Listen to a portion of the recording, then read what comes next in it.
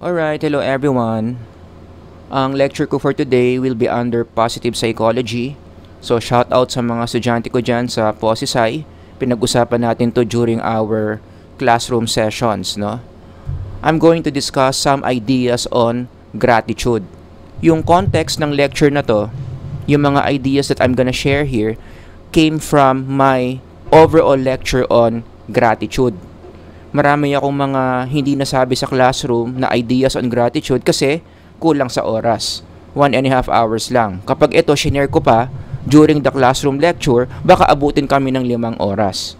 So, dito ko na lang nilagay as a separate lecture on gratitude. Bible verses muna tayo. 1 Thessalonians 5:18. Give thanks. Ulitin ko yan ha. Give thanks. Sa Tagalog, magpasalamat in every circumstance, for this is God's will for you in Christ Jesus. And then Luke 11:15-16. Then one of them, mamaya sasabihin ko sa inyo sino yung one of them na yan, when he saw that he was healed, so ibig sabihin may sakit to kanina, turned back, praising God with a loud voice, and he fell on his face at Jesus' feet, giving him altogether with thanks. Okay? So, mamaya i-connect natin yung mga passages na yan sa lecture natin on ideas about gratitude. Yung full lecture ko ng gratitude, ito yung mas comprehensive. Kasi ito nga, parang ano lang to add-on to this lecture. Panoorin nyo na lang sa YouTube channel ko under ng Positive Psychology. Meron akong full lecture doon on the positive psychology of gratitude.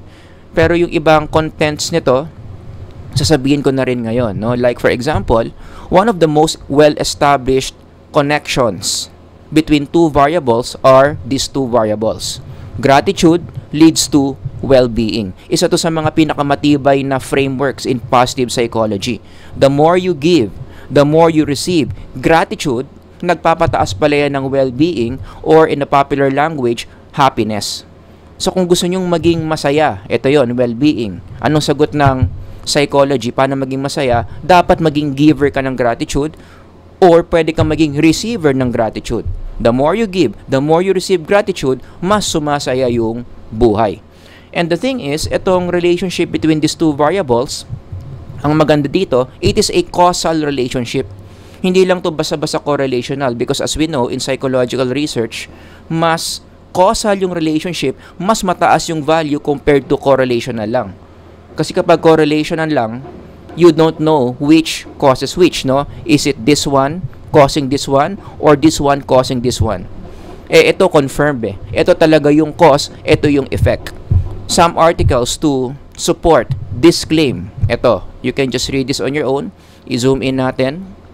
I-download nyo, Google Scholar nyo, and then basahin niyo. This is another good article na pwedeng basahin on the connection between gratitude and happiness. Basta ang bottom line lang, summarizing all these articles that I have shown you, merong causal connection. Yung gratitude sa well-being. Sabi nga ng isang quotable quote, no, it is not happy people who are thankful. Altogether with, it is thankful people who are happy. Ulitin ko, merong causal connection ang gratitude sa well-being. Gratitude is the cause. Nagbibigay ka ng gratitude, tumatanggap ka ng gratitude, may epekto sa iyo yan. Ang epekto, tumataas yung well-being mo. But before we dive deeper into gratitude, maraming mga hindi nakakaalam nito about gratitude, merong prerequisite yan. Hindi basta-basta nangyayari yung gratitude. Meron munang dapat mangyari before gratitude appears. So yun yung i-discuss ko dito. Ang prerequisite ng gratitude is yung tinatawag nating gratia. Yan. Actually, it's a Latin word kung saan kinuha yung word na gratitude. Gratia in Latin meaning getting something for nothing. Yan yung ibig sabihin yan. Sa Tagalog, nakalibre ka or nilibre ka. There is something so good, maganda, mabuti, valuable, gustong gusto mo.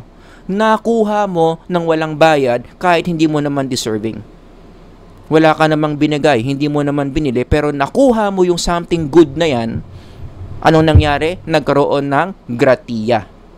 Does that make sense? And the word gratia in Latin, dito ngayon hinango yung word na grace. So kapag narinig mo yung word na grace, that's what it means. May nangyari. May isang tao nakakuha ng isang bagay na maganda na libre. Hindi niya deserving, pero nakuha niya. Kaya maganda yung pangalan na Grace eh. If you know someone who is Grace, sino dito? May kakilalang Grace? Or meron siyang Grace sa pangalan niya? Yan, Mary Grace, Joanne Grace. Yan yung ibig sabihin yan. Ito yung mga masasarap utangan.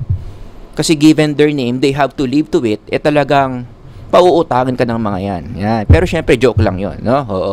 Pero dyan nga nanggaling yung salitang grace from the word gratia. The prerequisite para magkaroon ng gratitude. Kaya naalala ko rin yung song, no, na Amazing Grace. 'Di ba? Ano yung gratia na nangyari doon sa song na Amazing Grace? May na-experience yung songwriter. Anong na-experience niya? Ano yung mga nakuha niyang bagay na libre na hindi naman niya deserving pero nakuha niya, nandiyan nakalagay. Na-save siya. Nagkaroon siya ng salvation. Nahanap siya.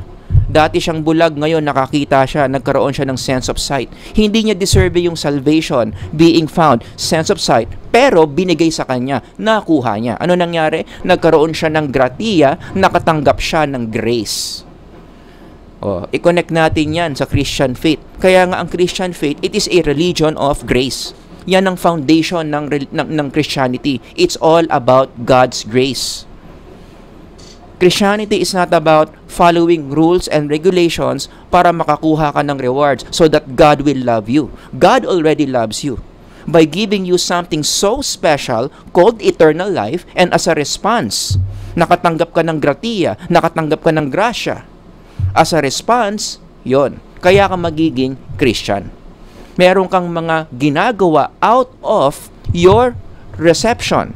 Meron ka kasing natanggap na grace. Kaya yung mga Christians dyan, maganda reviewin nyo yung faith ninyo.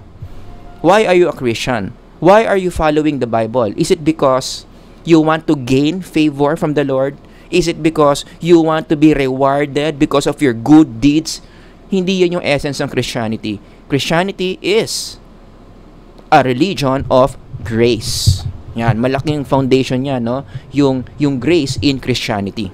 We do things in Christianity for God out of the gratia na natanggap natin. And you can also talk about this in your everyday life. Mag-reflect kayo. Tawag ko dito grace reflection, no? Top 3 gifts you ever receive in your life. 3 gifts na pinakagusto mong na-receive sa buhay mo. Yung talagang grabe, sobrang gusto mo to, and then eventually may nagbigay sa'yo. Number 2, kailan yung huling moment in your life you were in serious trouble and then somebody saved you? May nagligtas sa'yo.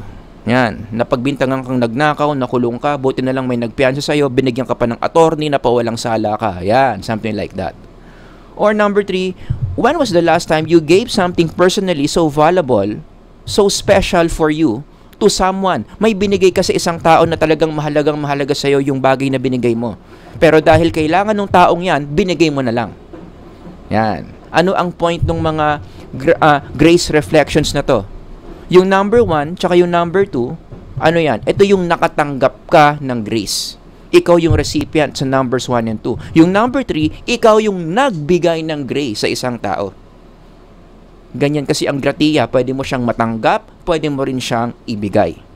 Does that make sense? So lahat ng sinabi ko so far, anong tawag doon? That's the prerequisite para magkaroon ng gratitude. Wala pang gratitude dito. Ito pa lang yung dapat mangyari na magbibigay daan sa gratitude. Ano yung gratitude? Yan na yung response.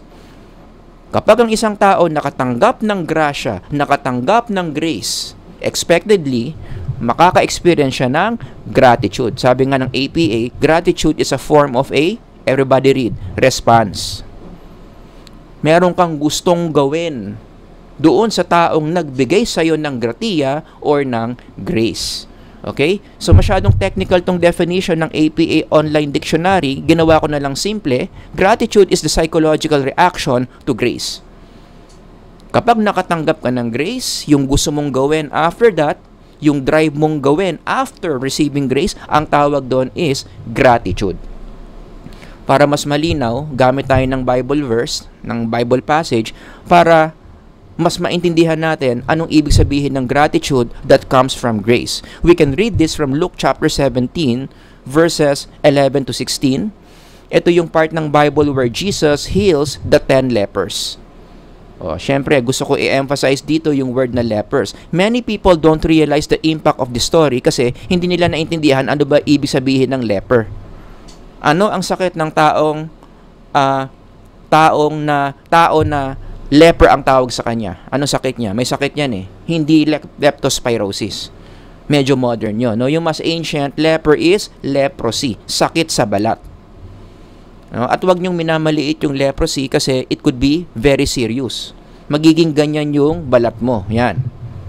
Sa mukha pa lang yan ha. Pero ang leprosy, kumakalat yan sa buong katawan, talagang maraming mga tao madidiri sa'yo. At ang kulay niyan is white as snow. Mamamalat ka talaga na super white ka. And during those times, during the time of Jesus' ministry, a person with leprosy are being declared unclean, marumi. And you don't like that during that time kasi pag dineclare ka na unclean, ibig sabihin niyan, you have to live outside the city. Kaya may mga tao during those times sa Jerusalem, nasa outside the city gate sila because they were declared unclean. Hindi sila pwede makapag-interact, makipag-usap, makipag-business transaction sa mga tao within the city kasi baka mahawa sila ng leprosy nila.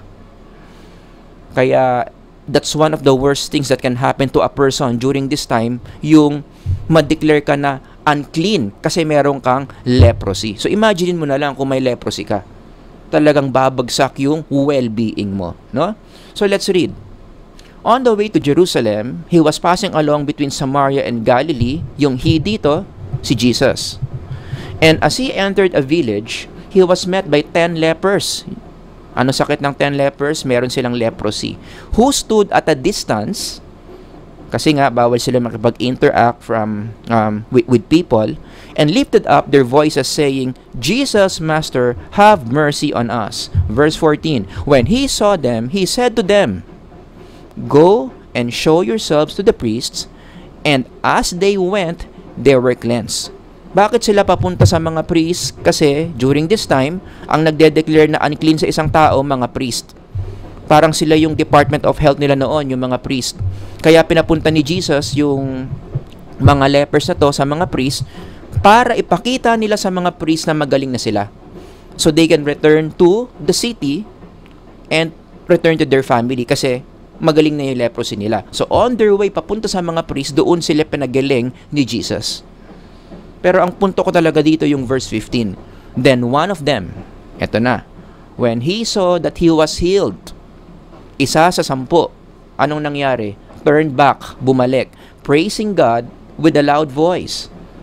Bumalik siya kay Jesus and he fell on his face at Jesus' feet, giving him thanks. Yung red words na naka-underline, anong tawag natin dyan? Yan yung reaction niya. Nasaan yung gratia? Nasaan yung grace? Ito yung grace. They were cleansed. This guy was cleansed. Grace yan. Hindi naman niya deserving ma-cleanse. Sinful person siya. Wala naman siyang binigay kay Jesus para i-cleanse siya. Wala naman siyang special favor na ginawa kay Jesus para pagalingin siya. Yet, pinagaling siya ni Jesus. 'Di ba? Nagkaroon dito ng gratia, nagkaroon dito ng grace. Nasaan yung reaction? Yung ginawa niya sa verse 16. Actually, verse 15 pa lang may may gratitude na no? Turned back, praising God with a loud voice, and he fell on his face at Jesus' feet, giving him thanks. Yan yung gratitude. Nagets nyo? Nagkaroon muna ng grace dito, nagbunga yung grace ng gratitude. Maliwanag. So yan yung ibig sabihin ng gratitude. Now, gratitude can be both an emotion and action. Pareho. Pero mag-iiba yung usage mo niyan. Pag sinabi mong gratitude as an emotion, paano mo gagamitin yan? Sabihin mo, I feel grateful or I feel thankful. Nararamdaman. But the emotion can also be an action. Di ba? Kung gagawin mo ng action yung nararamdaman mong gratitude, ang tamang expression dyan, I want to express my gratitude or I want to show my gratitude to this person. Maliwanag. So, pwedeng emotion, pwedeng action, but regardless, whether you express gratitude as an emotion or as an action, parehong yang maganda sa mental health, according to studies. Kapag yung emotion mo, ginawa mong action, o yung action mo, nag-produce ng emotion of gratitude, maganda yan sa mental health. Okay? So, kung gusto mong maging masaya, gusto mong maging maganda yung well-being mo, anong tinuturo sa atin nung lecture so far? You have to feel grateful, or you have to do acts of gratitude every day in your life. Sure ball, tataas yung well-being mo. But let's go back first to this passage na binasa ko kanina sa verse 15. Anong sabi dito? Then, all together read, one of them. Basahin mo ng 3 beses. One of them. One of them. One of them. Ilan ba yung pinagaling ni Jesus kanina? 10. Isa lang yung bumalik kay Jesus to show gratitude. Out of 10. So that's 10%. Tama ba? Oo. Anong insight yung gusto kong i-share dito? You have to understand that when we talk about gratitude, people differ in their ability to feel and express gratitude. Iba-iba tayo ng ability sa pag-experience ng gratitude. May mga taong meron silang attitude of gratitude. May mga tao din naman na ang hirap-hirap nilang mag-show ng gratitude. And gratitude is something that you can measure. Kasi how would you know? Paano mo masusukat yung tendency ng tao to express and feel gratitude? May mga psychological questionnaires na dinesign for that. One example, yung GQ6, the Gratitude Questionnaire. 6-item form.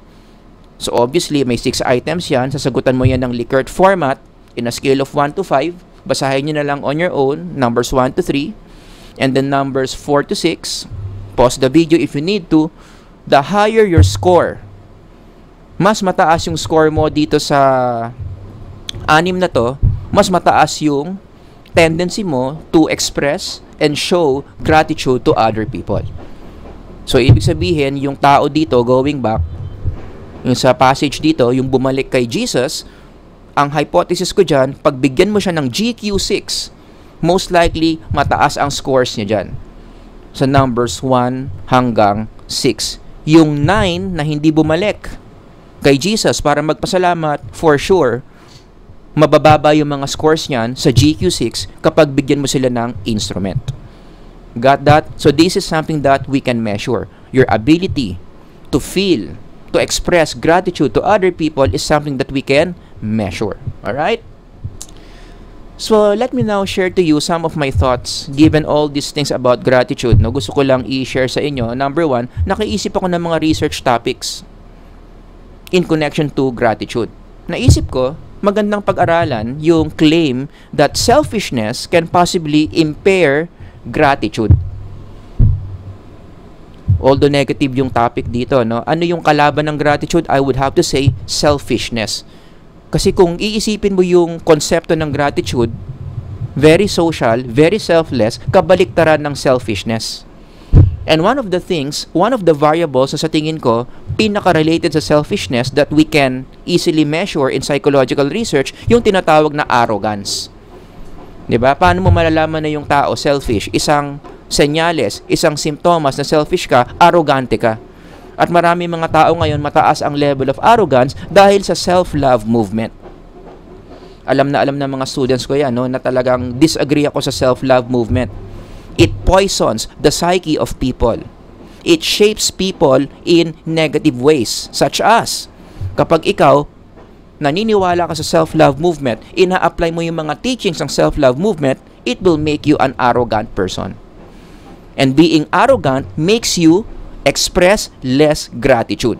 Yan yung magandang pag-aralan. Kasi bakit? Pag arrogante ka, mayabang ka, lagi mong linya to eh. You deserve all good things. 'Di ba? Eh kung naniniwala ka you deserve all good things, tapos may gumawang maganda sa'yo, hindi ka magpapasalamat kasi ang framework mo, bakit ako magpapasalamat sa'yo and I deserve all good things. 'Di ba? Hindi mo ako ginawa ng pabor sa pamamagitan ng paggawa sa akin ng mabuti. Wala akong utang sa iyo kasi tinulungan mo ako. Wala akong utang sa iyo kasi binigyan mo ako ng regalo. Deserving kong tulungan. Deserving kong makatanggap ng regalo mong chocolate. Kaya bakit ako magpapasalamat sa'yo? Yun, nagigets nyo? Ganun yung arrogance. At maraming tao ngayon, arrogante kasi feeling nila okay lang yon, that they deserve all good things kasi yun yung tinuturo ng self-love movement. O kaya yung research topic 1 na gusto kong i-explore, no? Or baka kayo gusto nyong i-explore, pang thesis topic, mag-linear regression kayo dito. Measure arrogance, measure mental health. Ang hypothesis ko dito, mas mataas ang level of arrogance, mas mataas ang poor mental health. Mas arrogante kang tao, mas mayabang ka, mas pumapalya ang mental health mo. Prone ka sa anxiety, prone ka sa depression, prone ka sa stress, prone ka sa dissatisfaction in life, so on and so forth. And then kapag na-establish mo na yung relationship between the two, ito yung predictor, ito yung outcome variable, dagdagan mo ng mediator. What explains then the connection between arrogance and poor mental health? Again, ang hypothesis ko dito, mas arrogante ka, mas poor ang mental health mo. Bakit? Merong mediator.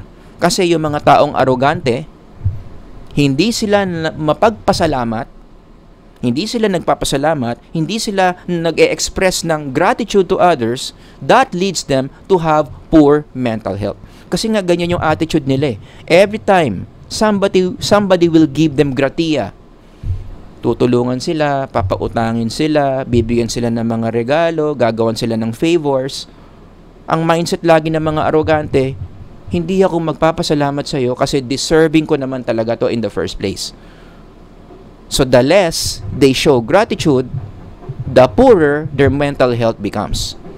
O, 'di ba? Meron na kayong dalawang research question sa research question 1. Simple linear regression and then mag-mediation analysis ka dito. 'Di ba? O, pero meron pa akong isang naisip na research in connection to this. You can also test this framework. 'Di ba? By the way, ito muna, i-summarize ko lang yung research to. Arrogante ka, hindi ka nagpapasalamat, therefore poor mental health. Research 3. Baliktad naman. Ito yung pang positive psych. Mataas ang gratitude mo. Ikaw yung isa sa 10 na bumalik kay Kristo para magpasalamat. Kaya ka nagpapasalamat, most likely, mataas yung level of humility mo. Or, another way of saying that, mababa yung arrogance mo. Nag-gets nyo? So, those people with low levels of arrogance makes them humble. Mataas ang level of humility. At yung humility na yon, yun yung magpapaganda ng mental health mo. Actually, dapat pinalitan ko to. Hindi na to poor mental health, no? Let's state it positively. Yan. So, magiging storya dito, mataas yung gratitude mo, predicts your overall humility, predicts your good mental health. Because it takes humility to say thank you. Agree ba kayo doon? Kaya ako nasabi ito eh. Mataas yung gratitude, predicts humility.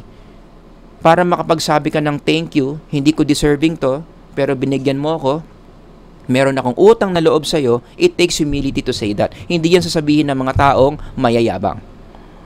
Nagigets ninyo? And that sense of humility, yung tinatanggap mong nakatanggap ka ng something that you don't deserve, it's very connected to mental health according to the literature. Basahin niyo lang to on your own. Ang dami pang mga other articles that show that the more humble the person is, mas maganda yung overall mental health niya, which gives further support to this framework na pinopropose ko dito. Diba? Yung mga taong mapagpapasalamat, most likely humble sila, kaya magaganda yung mga mental health nila. Oh, diba? That's another good thesis topic to work on. Number 2, isa ko pang naisip, pwede nating i-connect tong lecture na to sa Filipino psychology. Shout out dyan sa mga naging student ko sa Filipino Psych. May kinalaman yung gratitude kung bakit ang mga Pilipino generally masiyahin. Connect the dots. Bakit? Kasi sa kulturang Pilipino, meron tayong utang na loob. Diba? Anong ibig sabihin ng utang na loob? Kung babasahin mo yung ibig sabihin niyan, ang essence niyan, it's gratitude eh. Lahat ng mga taong binigyan tayo ng something valuable, lahat ng taong binigyan tayo ng pabor, lahat ng taong tinulungan tayo somewhere in our life. Tinulungan tayong mag-review, tinulungan tayong magka-business, tinulungan tayong magpalaki ng mga anak natin. Yan. Lahat ng mga taong yan, in the Filipino psyche, meron tayong utang na loob sa kanila. At habang buhay tayo, anong ginagawa natin? Tumatanaw tayo ng utang na loob sa mga taong ginawan tayo ng maganda. Sa mga taong nagbigay sa atin ng grace. O, di ba? Kaya yung konsepto ng utang na loob, it's supportive of this framework eh. 'Di ba sabi ng framework, mas nagbibigay ka ng gratitude, mas gumaganda yung well-being mo. I-translate mo to in the cultural level, yan ang mga Pilipino. Mahilig tayong mag-show ng gratitude. Kahit minsan sobra-sobra na.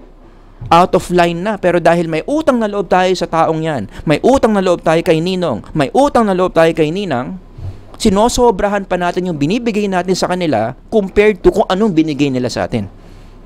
O, di ba? Yung ganong pagtanaw ng utang na loob supports this framework. Kaya siguro yung mga Pilipino masiyahin. Kasi habit ng mga Pilipino ang tumanaw ng utang na loob to show gratitude to other people. O, kaya ito, joke lang to pero sa tingin ko, meron akong hinala na itong nasa Luke 11, hindi kaya Pilipino ito. Na tumanaw siya ng utang na loob kay Kristo. O, di ba? Of course, joke lang, pero malay nyo. Pilipino nga pala yan. Ba, ang apelyido pala niyan, De La Cruz. O, di ba? Though I'm not sure. Number 3, last one. Given all these things we know about gratitude, now it makes sense why materialism is a risk factor to mental health. Ang dami-daming mga articles, studies that support this.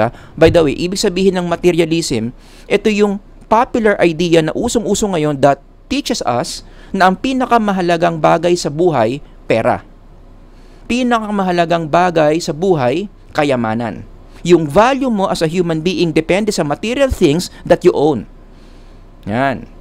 Kaya big time ka, valuable kang tao kapag marami kang pera sa bangko, kapag marami kang kotse, kapag marami kang condo units. Yan. Usong-uso ngayon yan. Actually, very in line to with self-love movement Because you deserve the best.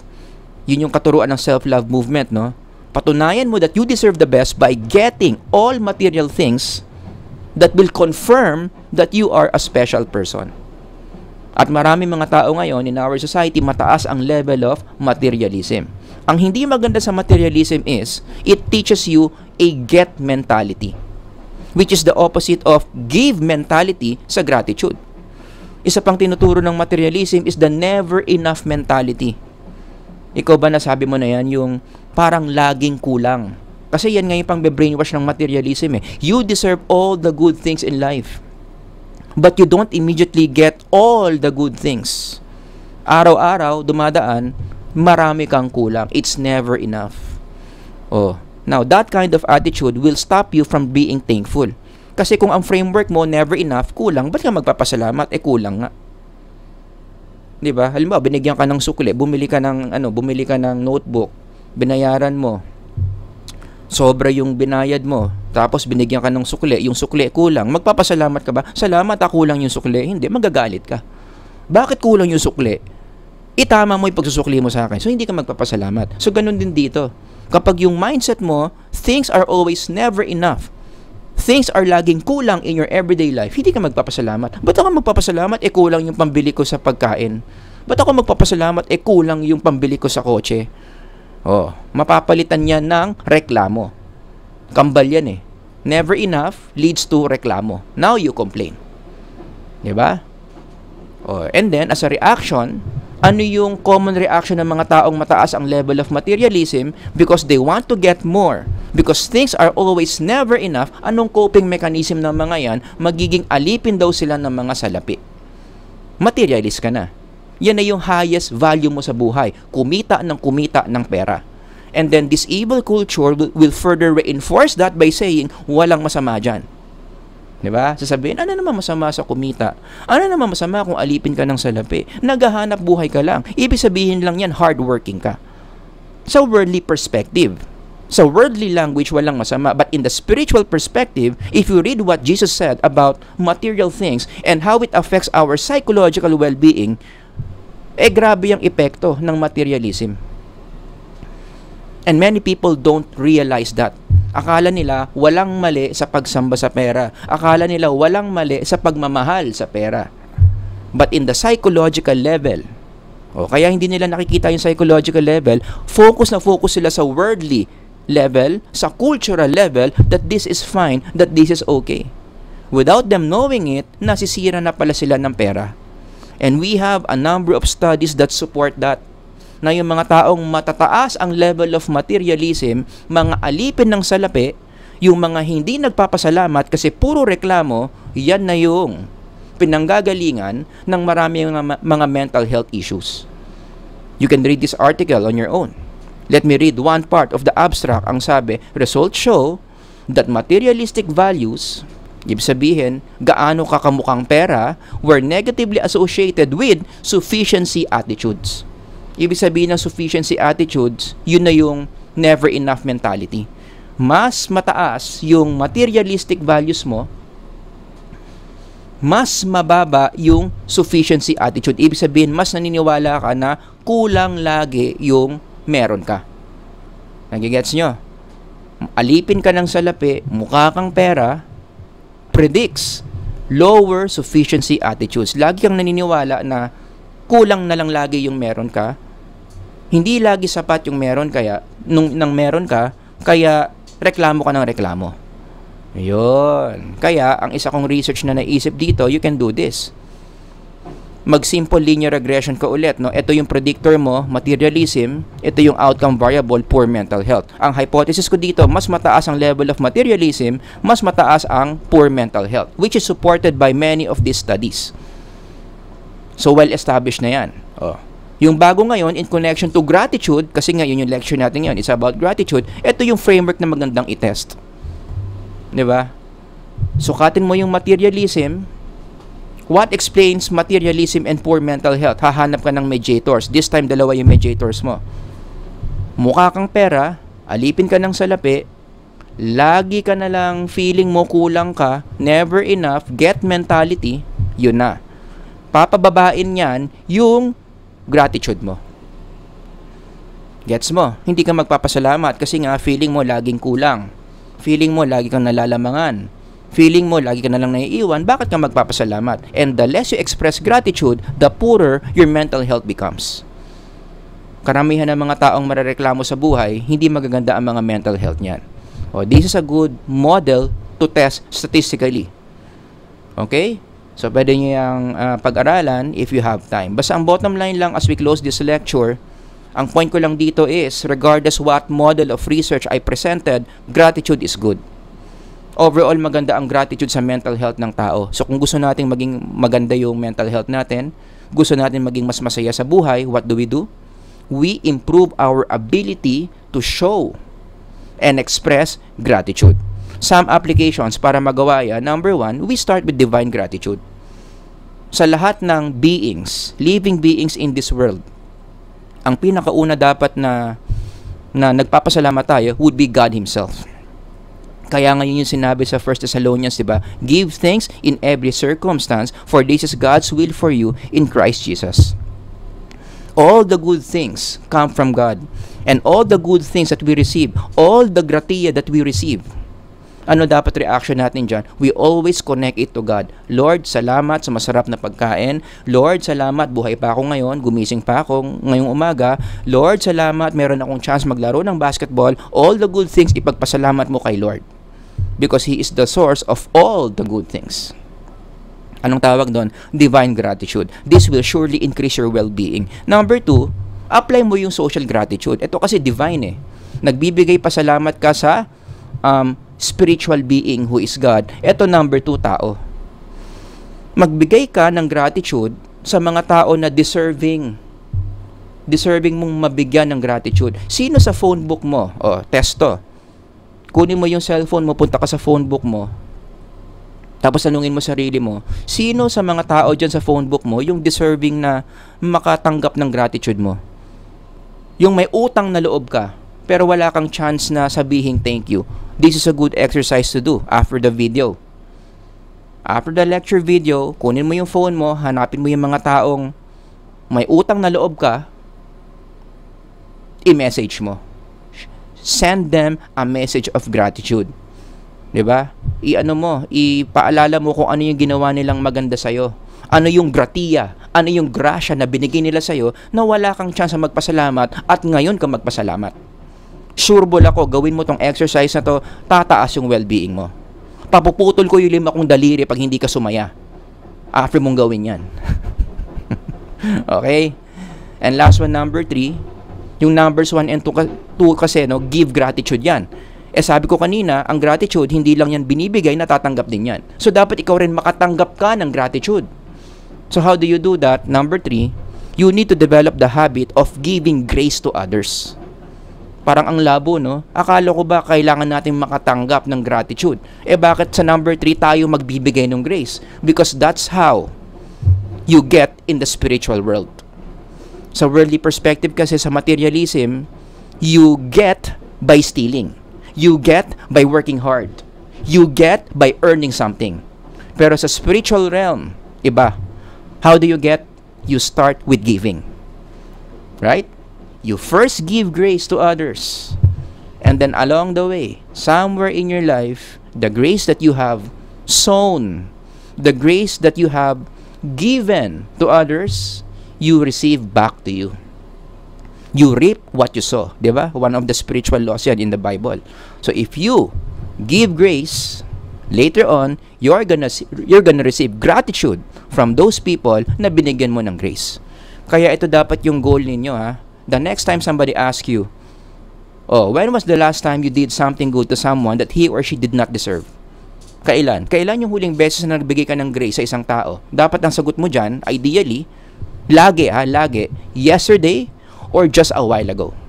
Kapag yan ay yung lagi mong sagot, every time na tinatanong ka nito, ibig sabihin yan, naging habit mo na yung pagbibigay ng grace sa ibang tao. And fast forward, as you live in this life, for sure, the grace that you have given to others in some forms, God or those people na nakatanggap ng grace mo will return the gratitude to you, which makes your life happier. Tataas talaga yung well-being mo if you follow this habit. Okay? So, maghanap ka ng tao, no, na hindi naman deserving ng goodness mo, pero bibigyan mo siya ng goodness. That's how you receive. That's the best way to receive gratitude back. Maliwanag. So, yun lang, no, yung maikli nating lecture on gratitude. Sana marami kayong natutunan. If you have any questions, reactions, ilagay nyo lang dyan. Sir Howard here. Until the next lecture, God bless everyone. Bye-bye.